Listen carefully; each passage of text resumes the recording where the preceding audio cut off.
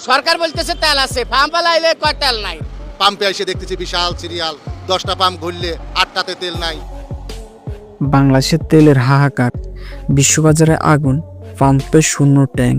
বাংলাদেশে কি শুরু হয়ে গেছে তেলের সংকট? রাজধানী সহ দেশের বিভিন্ন জায়গায় পাম্পে তেল নেই। না থাকলে বলবে যে তেল সংকট, আপনারা সেইভাবে চলেন।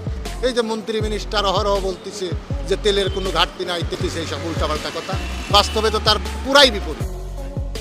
ঘন্টার পর ঘন্টা লাইনে দাঁড়িয়েও খালি হাতে ফিরতে হচ্ছে সাধারণ মানুষদের।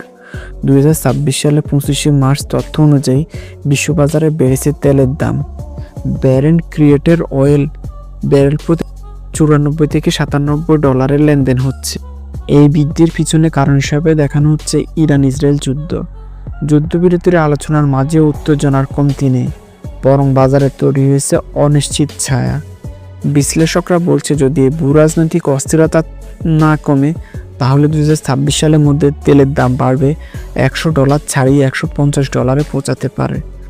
আর পাম্পের তেল নাই, পাম্পও বন্ধ থাকবো, গাড়িও পার্কিং এ বন্ধ থাকবো। ঠিক আছে, সরকার বলতেছে তেল আছে, পাম্প লাইলে কয় তেল নাই।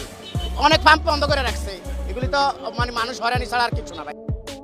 অন্যদিকে বাংলাদেশ পেট্রোলিয়াম কর্পোরেশন সরকারি পর্যায়ে এখনও দাম বাড়ানোর ঘোষণা না থাকলেও বাস্তব চিত্র ভিন্ন।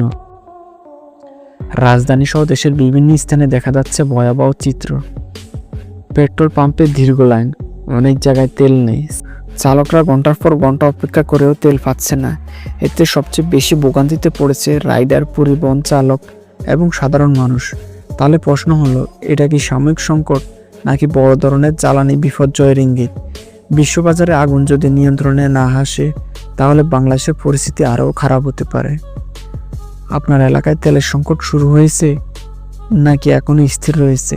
কমেন্টে জানান।